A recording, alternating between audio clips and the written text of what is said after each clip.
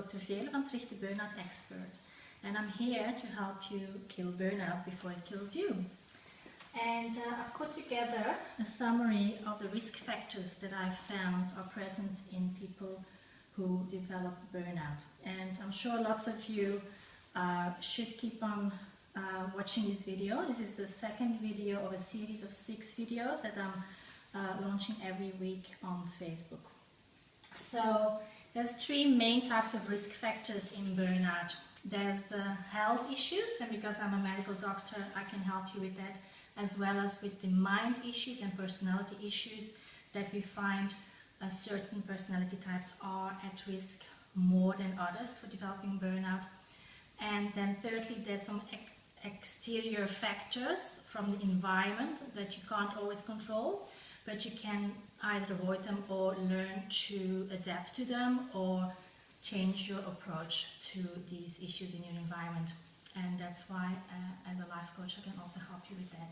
So the 3 main things I want to point out, the 3 big subtypes of problems. So first of all, in the health field, you might not realize it, but if you have repetitive colds, it might actually be a sign that your immune system is suppressed.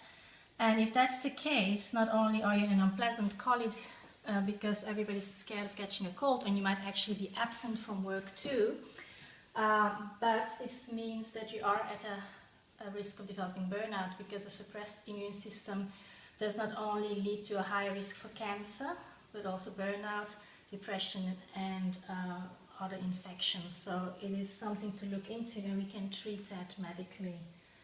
Another toxicity that not many people think of, and what I test people for who are exhausted and have signs of chronic fatigue and are very tired, they should get themselves tested for heavy metals.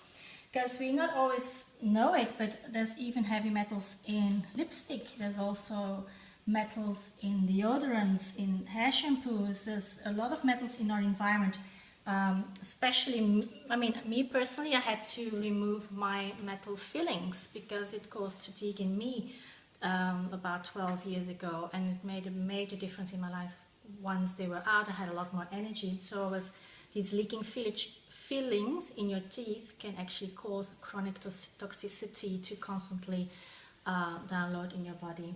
So it's just one personal example I want to add here. Now, a lot of people in the current society don't have enough vitamins and minerals because too much of fast food is eaten, comfort food is eaten, and alcohol is used, which depletes the minerals and the vitamins. And even some of the vegetables and fruit you eat, you need to eat them fresh and unprocessed to get all the benefits of it.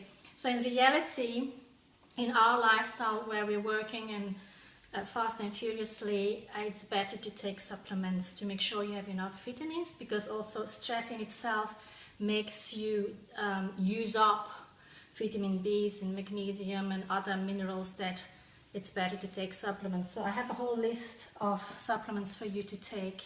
If you contact me, I can give that to you. I have no personal experience with drug abuse, but people who are drug users also have a higher risk of burnout, and some medication also makes you feel weaker. If we even talk about use of antibiotics, which is life-saving and I have nothing against it, it does lower your bacteria, your healthy bacteria in your gut, which then leads to problems with immune system and allergies, food allergies, which causes fluids in your system.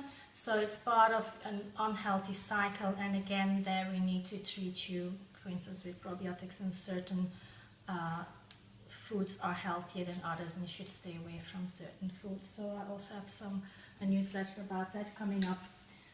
Then, second part, we're going into the personality types that have a higher risk of burnout. So number 1 is the control freak, and this is a very funny statement.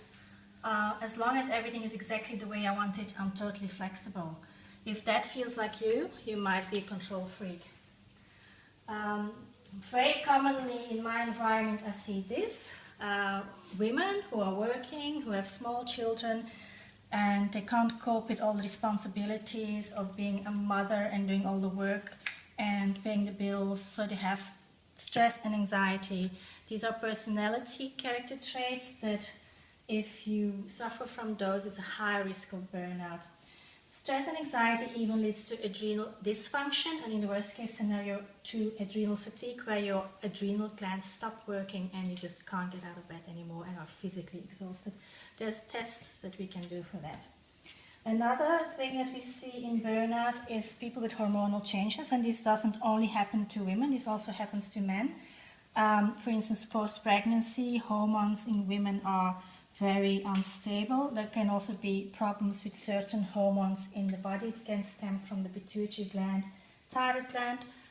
Very important to test thyroid gland function in people who have exhaustion and fatigue, and it can even lead to all the symptoms of burnout, including depression. So this is a very big one. I'll also do a newsletter about that. And of course, people who have a lack of sleep because maybe they work at night or they watch too much TV or play video games, or just have an unhealthy sleep environment where it's too noisy, too light, or people with small children, they're at a high risk of developing burnout, because we need at least 8 hours of sleep in most cases for our hormones to do their work and for our body to recuperate and our energy levels to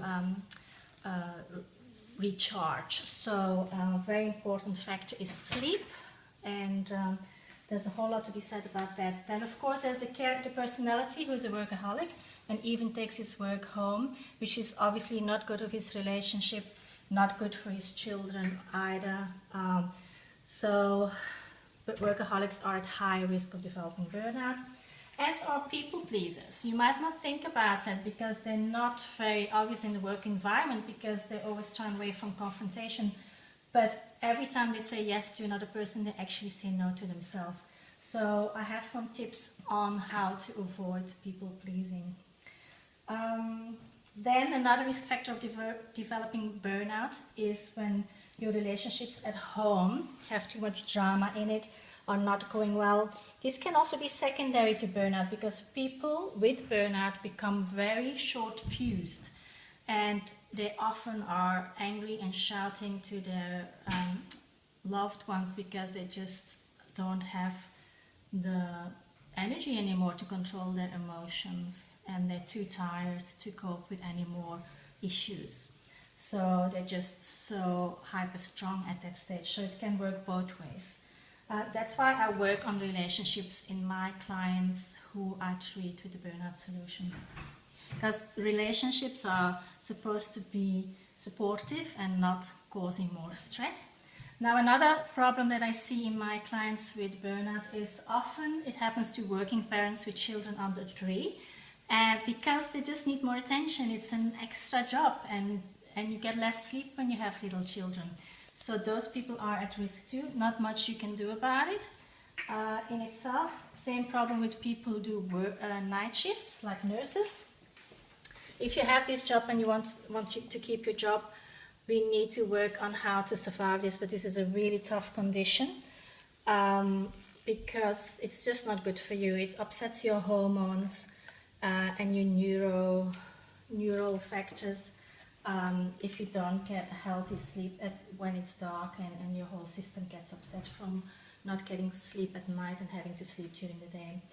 So this is an overview of all the risk factors that I've found and in treating clients with burnout, and all of this leads to this overload, like you see in the last photo, of having to deal with health issues, of having stress, not enough sleep, anxiety, worry about finances, about relationships, and all of that is part of the burnout system. So therefore I offer my holistic program, which addresses all of these factors, which you need to address on how to avoid burnout, and also people who already have burnout, how they can bounce back from burnout, need all this advice and need to work at that, and it's a very integrative form of healing that I can help you with.